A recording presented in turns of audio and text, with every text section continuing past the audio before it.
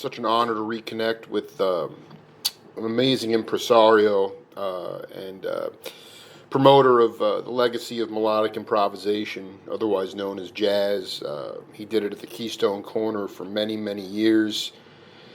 Dizzy's Club Coca-Cola, and now he is thriving in the Mid-Atlantic at the Keystone Baltimore, still inspiring and trying to connect the elders with the youth. Brother Todd Barkan, welcome back to the Jake Feinberg Show. Right moments, right moments. Indeed. You know, I want to just ask you a couple questions. I did this interview with Muziki Dwayne Robeson, rest in peace, and he talked about meeting Babatunde Lee, and when he met him, he was playing in a band called Kwani and the Kwanditos. He said the piano player before me was Todd Barkan. And I know you played in that band, but I actually just wanted you to talk a little bit about how you learned to improvise. Well, I mean, I learned to improvise just by kind of walking out, walking like being a young baby learning to walk. I mean, the process of learning to improvise is a very intuitive one, and kind of scary for most of us because we learn to play our instruments. And improvisation for most people seems like a daunting process because there's so many. You're spontaneously creating composition and storytelling right from the jump start. Right. Of an improvisation. But, I gotta give Rasan some credit in that, just feeling like I can just jump out there and start to improvise and tell a story by myself. Because he was very bold in that realm as well. But he didn't start overnight improvising either. He started, playing hymns and all kinds of stuff, and he learned to improvise. So I mean, it's creative. Improvisation is learning to do a dance. Kind of being fearless about doing your own dance in your own way. Absolutely. No, I want. This is this is really important. But it's really a very, very. It can be a daunting experience. One of the people that really helped me become confident in my own skin and my own way of improvising is Art Blakey, because I was okay. I think I was an okay improviser up till I was at the Keystone Corner in San Francisco, which was my first baby club that I owned.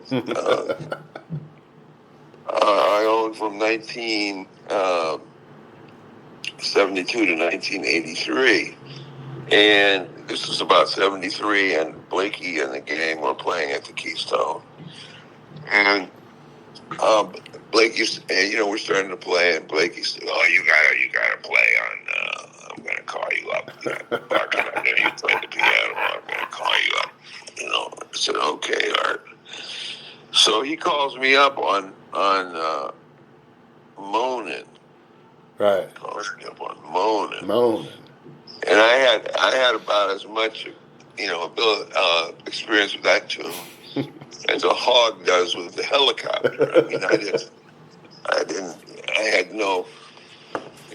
had never played Bonin even privately with a band or even by myself. It was this tune. I knew the song, but, I wasn't ready to improvise. But anyway, you're thrown in the deep end with Art Blakey, and so you play along. And I was really nervous, and I was really uptight. my muscles got nervous. Everything got, super rigid, and that's the worst thing. That's the antithesis of what you need to do as a jazz improviser or as a player, and especially going to different tempos. You got to be loose. Right. It's very, very important. It's on so many levels.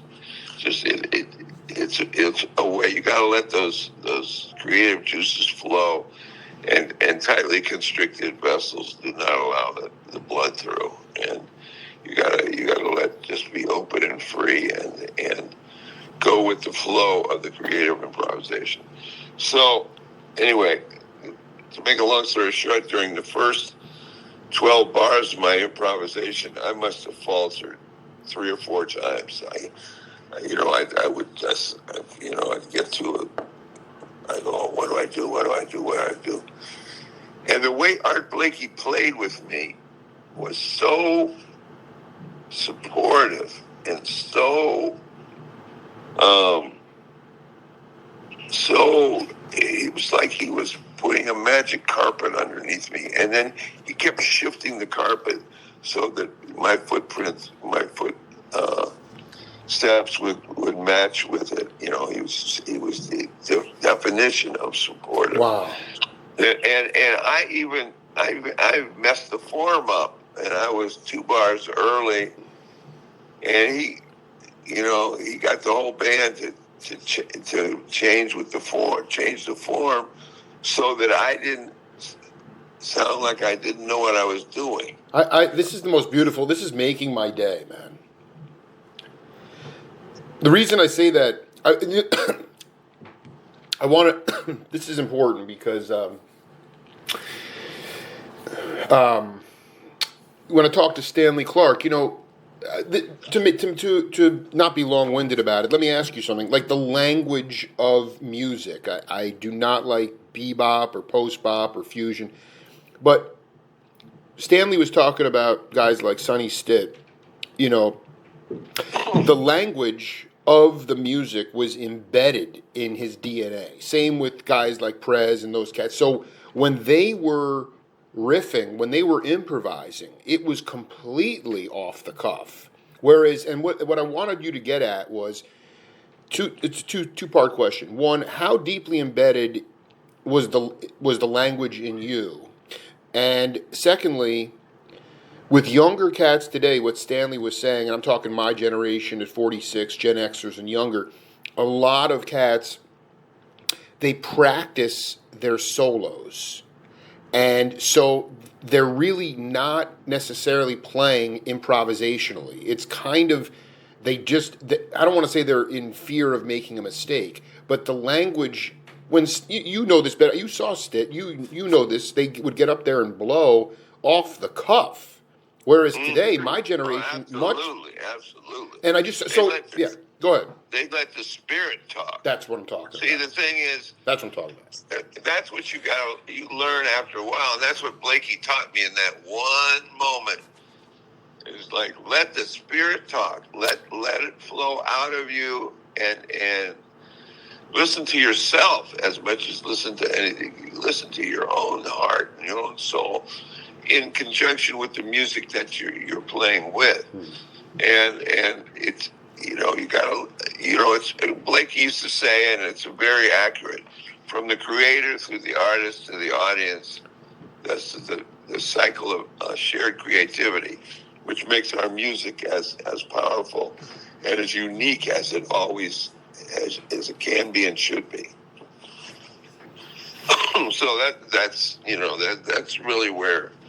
That's really where, the rubber meets the road there. I mean, it's really what our music is all about, Can you talk about a recent or an experience at the Keystone Baltimore where the spirit came alive? Because from the creator, especially now, I mean, you go back to when you had your baby with Keystone and all this stuff. I mean, there was not this separation with technology and these distractions that prevent the spirit from really taking hold. In fact, you have to, for me, I oftentimes have to get the spirit moving around the room in order to get people out of their thinking mind, and they might be more fascinated with my dervish activities than what's going on in the bandstand, but ultimately, after a few minutes, the spirit does start to work its way around the room. So, can you just talk about how the spirit has come to Keystone Baltimore?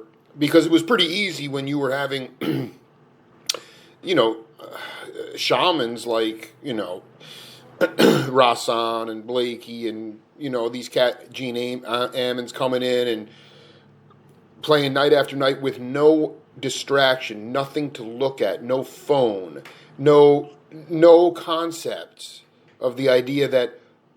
I just remember David Spinoza told me overhearing a conversation one time where he said, it was in the mid 70s, somebody said, "Oh yeah, this is good music to talk over." So can you talk about how the significance of the creative spirit has entered into the Keystone Baltimore? Oh yeah, I mean, it's increasingly so that happens, and I think one of the last great moments of that was just recently with the incredible Hubert Laws was at the Keystone. Oh God! And who is by far the world's greatest jazz flute player, and he's so far above everybody else. He's lonesome. He's a lonesome LA cowboy. Yeah, no, I get it. No, he's a tremendous inspiration and talent. And it was just such a privilege to have him at the Keystone to begin with. He used to play regularly at the old Keystone in San Francisco because he lived out there and we were friends. And he would come in once or twice a year and play. But this was the first time at Keystone Corners, Baltimore. And it was just one of the most inspirational. I didn't have to tell people to be quiet because even with the flute, he commanded so much attention and so much awe that people were just spellbound, by the perforce of the majesty of his sound and his creative ideas. Just a one of a kind musician, and he was playing the Rachmaninoff second piano concerto that he rearranged to be a jazz piece with also piano and bass. And we in the audience, you saw all the couples snuggle up together closer. You saw people just levitate by what he was playing. And time stood still. Time stood on its ear.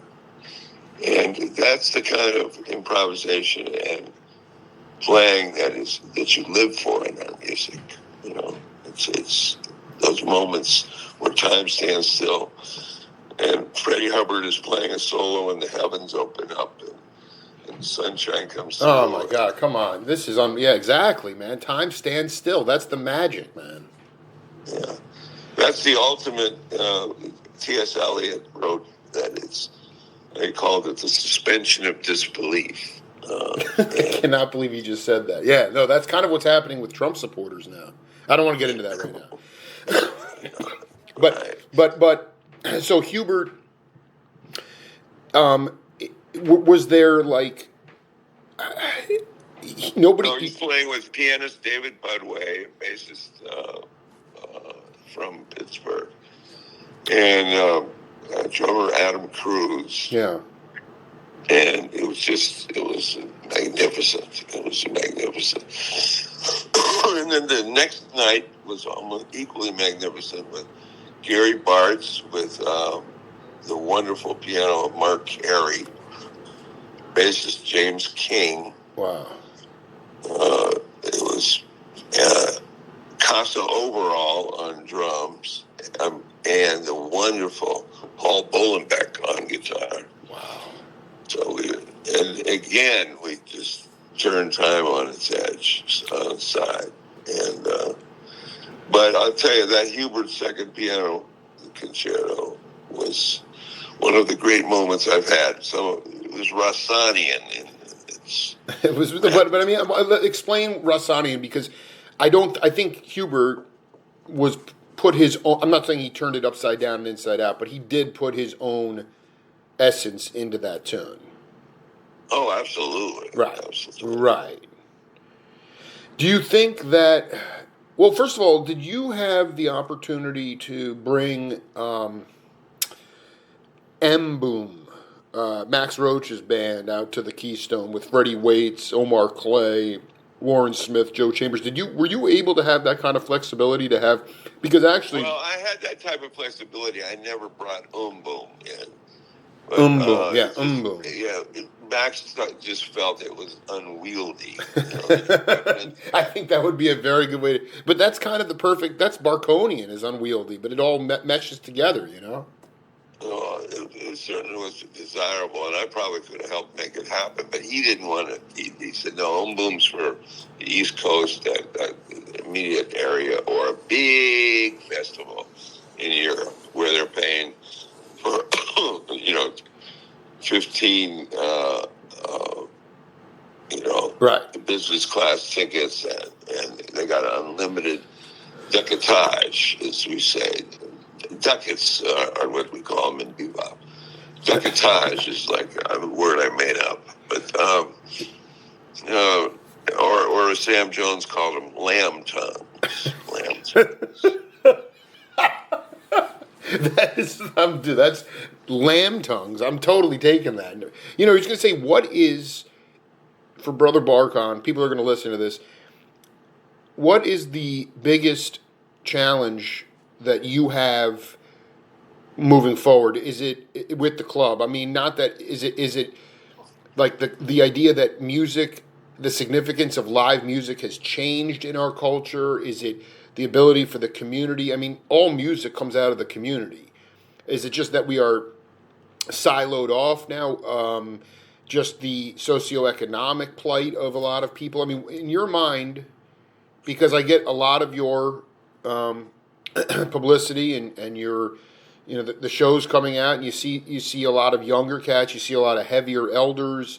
There's just a nice mix of all musics. But in your mind, or what is your biggest challenge, or where do you feel like you need to grow the most in order for the club to keep thriving?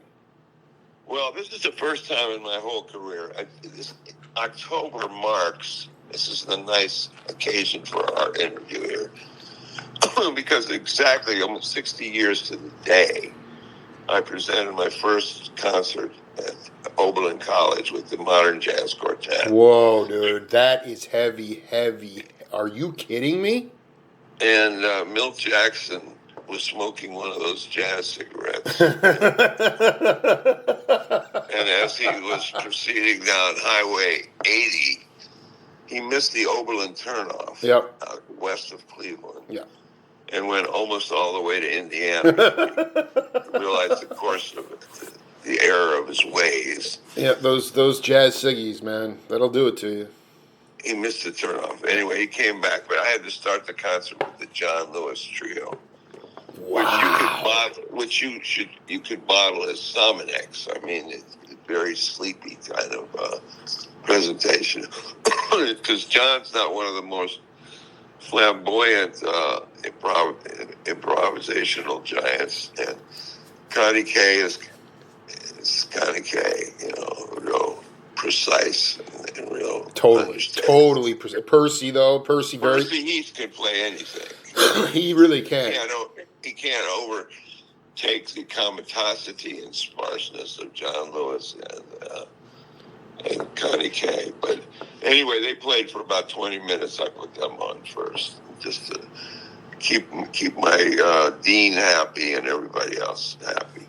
So we started at 8:20. Milt pulls up behind his vibes are already constructed in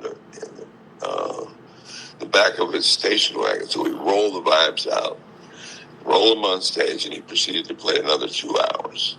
The Golden Striker had arrived. So, wow. So that was my first gig. Wow. Second gig was Dizzy with James Moody, Chris White. Chris White. Chris White on bass. Yep. Exactly. Rudy Collins on drums. Wow. And the irrepressible Kenny Barron on piano. Just irrepressible. And I call him Count Von Barron. Anyway. Lamb Count tongues, dude. Von Barron Yeah. on piano. So that was the beginning, and in many ways, it's been downhill ever since. I mean, I've been presenting the greats and known and unknown for now 60 years, but the hardest part of Baltimore, or as we know it here, Charm City, Yeah. or BMO. BMO. Yeah, I love that. Okay, BMO. The challenge here is both geographical and demographic, because basically this is an R&B town, and it was for 30 years there was no jazz club here. From Ethel's was the last real jazz club, and it closed in 1989. They briefly tried to bring Blues Alley here for a few months, but it didn't work. But for 30 years, there was no real full-time, committed jazz club here in Baltimore. So this is the first time in my career that I'm not able to hire maybe 50% of the acts I would like to hire, or that they would be artistically fulfilled to hire. But I've had to broaden my scope, and really and present a lot more R&B, high quality rhythm and blues and smooth jazz and other things to help pay the bills, and be able to present Bill Charlap. In order to present Bill Charlap's magnificent trio, I've got to present a tribute to Fantasia and Lettuce. And actually, for me, it's been a very broadening, sometimes challenging, but at 78 years young, a challenge is good here and there. A challenge is a good thing, I love I love the candor, and I love the I mean, how did you? But you wouldn't say. I mean, this stuff is. You have to do it in order to keep the lights on. I mean, otherwise it would be. No, I can't be a full-time jazz club. I cannot be. I cannot be. I would not be able to keep the lights on. Not enough lamb tongues, yeah. So I'm a jazz and R&B club, and blues, jazz, R&B, and blues. But and I still keep 60-70% jazz. But I really have to present, some really strong. Najee was here recently. Magnificent band. And I found out Najee is one of the greatest flute players on the planet. Who knew he was, as my grandmother would say. Who knew? No, so what you're saying is a lot of these acts that come in, they're playing Formula Trip music per se, making and selling out. The reality is they could play their asses. They're really amazing musicians, right? Oh, absolutely, yeah. Absolutely. So there's so many of them, and Najee is one of the nicest guys on the planet, and a real jazz player, a real Todd and old jazz player. You said can you talk about the demographics, because you mentioned that as well? Well, just my audience is we're 70% black city, and blue collar. So you got to watch out. You can't get too fancy here. I mean, you have to keep it, keep it in the wheelhouse. So how do you do that? I mean, so what does that mean? How do you keep it greasy? How do you keep it bluesy? I mean, I kind of, in some ways, I appreciate. Well, greasy and bluesy is no problem. You just can't get too intellectual. You can't get too highfalutin. You got to watch out. You got something, foot tapping. Yeah. foot tapping, soul searching kind of music. That's what Baltimore's all about. Gotta have a good quantity of the blues in there, and blues you can use. Blues you can use. So that you're telling me it's a blues-based community. So Well, it's a blue-collar town. right. There are a lot of wonderful jazz fans here, but it has its unique set of challenges. I'll give you an example. My wife and I went to an art exhibit. Well, it was a very wealthy guy who lives in Towson, which is about 20 minutes north here, as the crow flies. And we got to this place. This guy is so wealthy. He lives at the top of a mountain. And when you get to the bottom of the hill, there's a valet to take you up to the pad. Yeah. And they park your car for you. And you go up, and there was a Steinway piano in the living room. This guy had made a catalog of this wonderful artist's work just to help catapult her career a little bit. He'd made the first catalog of her work. And he'd invited, everybody there was about 700 times wealthier than myself. I mean, that was an A-list of really wealthy people in that area. And there was a Steinway in the living room. I started to play it a little bit. I talked to people, and now, out of all those people I talked to, and there were 40 or 50 of them, everybody knew who I was. Everybody knew what the Keystone meant and was, and not one of them had ever been there. And this was 4 years into the club here, so they don't go out anymore, or they don't go down in the city anymore. That's right. And that's also a challenge we have as an institution, as an art form, as a living art form, which I feel that jazz is very much a living art form. Can you riff on what you mean by that? I mean, like it's got pulse and blood flowing in the present day. It's a living art form. What do you mean by that? Yeah, no, it's heaven created spontaneously with the audience, and together with the audience, you create a musical epiphany. That's right. and that's right. And you do it together. It's all everybody's a part of the action. Actually, that's one of the wonderful things about our music. It's a shared cycle of creativity that takes us from A to B to C to D, and sometimes we don't even know what letters of the alphabet we're going to get to. So it's real. It's the real deal. And we continue to do that at Keystone Corner. But I just have to present a little lettucey and fantasia in the interim. Can you talk? I want to ask you a question, Brother Barkan. Do you were those Kings on the Hill, flashing back to the early '70s with the bandstand or Gary Bartz's dad's club? I mean, were those people on the hill? Northside Lounge. Were those cats really ever coming into the city at one time to see the music? Or had they always been, I know who you are, but I've never been into the city? No, they weren't always like that. I mean, this happened in the last 20, 30 years. This is a whole new phenomenon. This happened since the 70s and 80s. Right. Where the people were, out in the county. Baltimore County, yeah.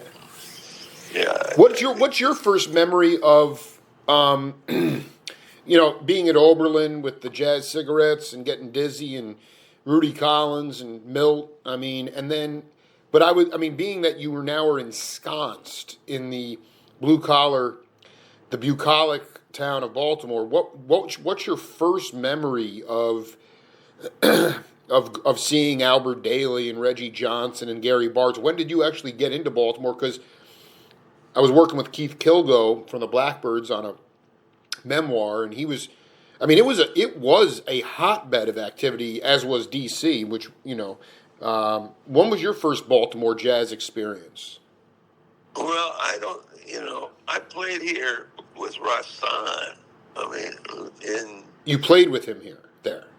I played with him at the Left Bank Jazz Society in like 1974. Oh my gosh. Yeah, something. I just want to before you go he on. Had a stroke. Before you go on though, because I was in a record store in Tucson about a year ago, and I found for the first time ever, Bright Moments, and on the back, on piano, Todd Barkan. That is true. I literally, almost lost my pants, dude. I couldn't believe it. So anyway, continue. So you were actually you recorded in the studio with Rassan, and you were on tour with him. Yeah. Well, I mean, and it was doubly challenging because I was road manager and pianist, a keyboard man, and percussion. So I was pretty exhausted at the end of each day. I'd say, yeah. I was a Vegematic. I mean, I was just like. And then one time Rassan and I were in Christian Stad, Sweden. I'll never forget as long as I live. And we get in around 2:00 to do a sound check, and we do a sound check, and I'm exhausted. We've done like 4 concerts in 3 days, and I'm fried bananas. Anyway, so we do the sound check, and we got 2 hours off before the concert. And I go back to my room, and I just, I dove under the covers, and I did not hear my wake-up call. I was out of the world. You were out, man. You needed some Z's, dude. I needed a resuscitation. Spiritual replenishment. You woke up at 9 p.m.? What happened? I woke up myself, and I looked at I had a watch. That was all, because this is not long before there were cell phones and everything. And I said, "Oh my God!" I told it because they had knocked on the door, and I didn't even hear it. Dude, you were exhausted, Todd. Yeah, and Rassan. Now, this is what you have to deal with. Rassan was pissed at me. He was angry. He didn't speak to me for 2 days. He was angry. Like I wimped out. Right. I wasn't there to start the show. I wimped out, And he wouldn't even talk to me. He just cold-shouldered me for 2 days. So that was right around the time we went to the 1975 Montreal Jazz Festival. And Rassan played, and brilliantly, by the way. And then he had a stroke later that year. He had a stroke. Then 2 years after that, he played at the Keystone, and he had other engagements where he just played with one arm and one leg. He was an irrepressible, wonderful character. Bright Moments, and I wrote the song Bright Moments. Did you know that? Okay, see, I want to get in. So, you opened the Keystone. I did not know that, and it was when I saw the record. So you opened the Keystone, or you took it over from Brother Herrera in '72, but I opened it. I did made major changes to the place, and I opened it in 1972. We opened the Keystone Corner Jazz Club. Yeah.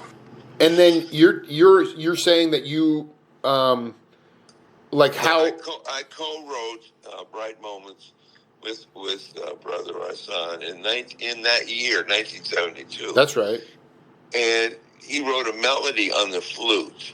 He wrote a beautiful, haunting melody on the flute.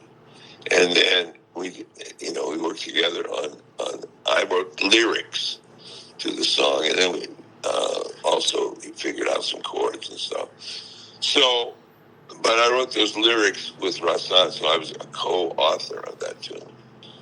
And I sing it every Tuesday here at Keystone Corner here in Baltimore. And it's I sing it with the band every day, every chance I get. That started several years ago when Joey DiFrancesco played his last gig here at the Keystone before he got his hat and got out of here. Yeah. Joey D played his last 6 sets here at the Keystone. And he looked better than he'd ever looked. He sounded better than he ever sounded. And the walls of his heart gave way about 2 weeks later. You know, he was gone. But he sounded, and we did Bright Moments every set. And before that gig, Joey called up and said to me, you know, Todd, we have to do Bright Moments because it's it was his anniversary of Keystone Corner. It was exactly on our anniversary, our 51st anniversary. And July 7th Keystone was born July 7th, 1972. So it was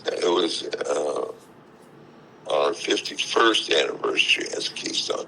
He said, well, we have to, and it was close to my birthday too. So he said, we got to feature you as the vocalist on Bright Moments, because I know you wrote the lyric and I know you can lay it out. So I said, okay, here we go. So I came in for sound check with Joey, and I had all the changes written out for A flat. And he looks at me and says, we don't need that. You know, we know this song. We know this song cold like our, the back of our hand. And we originally we did the song, and now with the troops here, I think we do it in a whole organically uplifting way, And the lyrics that I wrote go, love's a dream that I feel you can always make real when you go where your heart and your soul sing to go. Every moment will be bright as sunlight when you listen to that song inside. Let the light in your soul burn the darkness today. Let the song in your heart lift your troubles away. Can't you see that love can be a sharing of bright moments, bright moments, bright moments, bright moments, bright moments, bright moments, right now, etc., etc., etc. You got it. That's it. That's the song. Written in 1972 and recorded in 1973. Live at Keystone Corner. And that's the song. I mean, man, I just want you to talk to younger cats, especially people that are aspiring to, create spaces for bright moments. What do you believe are the most important qualities of leadership? Not just running a club, but just as far as, I don't know, I think about you a lot because, perseverance, the great Phil Randland did a great album about perseverance. And, for you, it's been a dogged experience. I mean, you birthed your first jazz child in 72. And now it's almost come full circle in a later chapter of your life now back in Baltimore. And I'm really, it's kind of, it's just cool to see the circle, or things coming into full circle for you. And I just wanted you to talk about the gumption, the faith, the trust, and the other important qualities of leadership for those who want to follow in Todd Barkan's footsteps? Well, it sounds corny, but it definitely is corny on the face of it, but it's so true. And there's no other way to talk about it except you got to start with a 4-letter word named love. Yeah. Nothing corny about that. Love is both the question and the answer. And you cannot do anything in this music of any consequence, of any duration, of any lasting value without that love. Love of expression and love of execution and love of the mission. And you have to improvise, and you definitely have to improvise as part of the creation and sustenance and advancement of a jazz club, development of a jazz club. You can't. This is not for the faint of heart. No. and there's no greater satisfaction in the world than when it's right, and when the heavens open up, and when Yeah, it's like the Hubert Laws thing, Rachmaninoff. I mean, that's it. Yeah, but there's no greater love. Wow, deep. There's no greater situation than that, but you have to be able to keep your eye on the prize to the extent where you're never gonna. There's no get rich scheme in the jazz presentation world. I mean, there's an old shibboleth, an old cliche that the only way to make $1 million in jazz is to start with 2 million.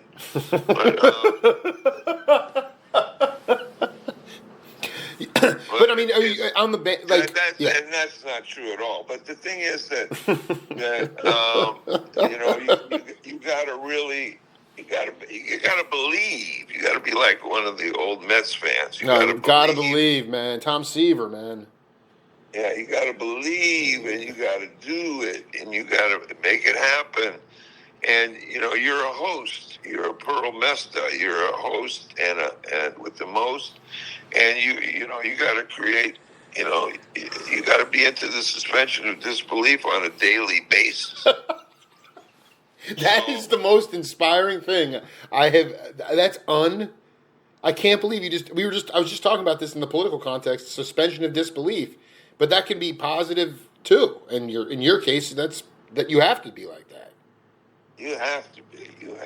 You got to believe that Cecil Taylor's going to draw some people. Oh yeah. I mean, and people are going to actually pay and come and hear. I love this. I freaking love this. Barkan. Okay. Last time I dropped a name and it floored you, Martin Fierro. But I've been going back to this interview I did with really one of the biggest characters in the world, and I have to believe you guys must have crossed paths at some point in your life. The late great Joe DiOrio, the guitar player. Oh yeah.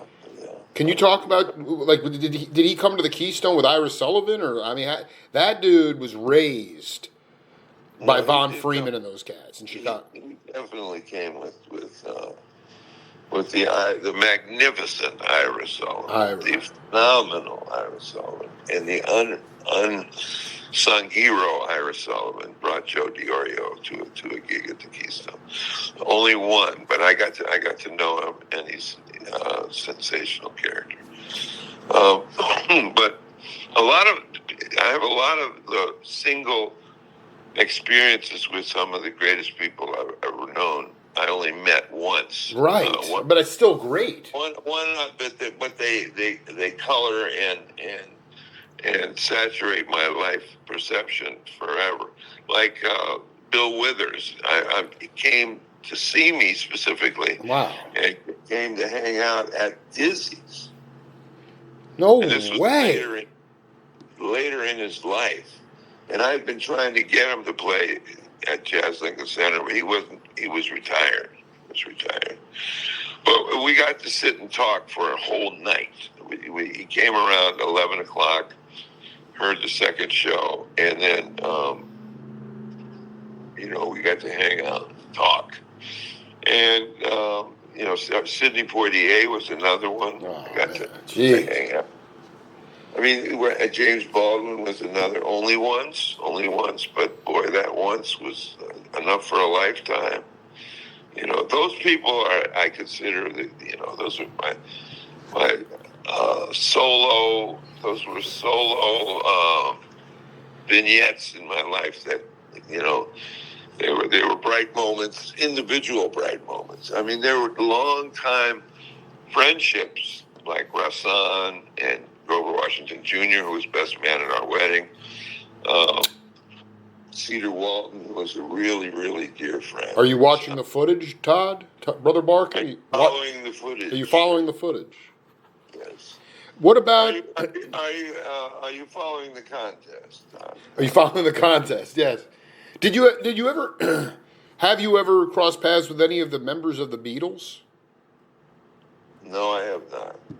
Is there anyone on the bucket list that you still would like to have I would love to spend a little time with McCartney. Absolutely. Yeah. Absolutely. John Lennon seemed to be a little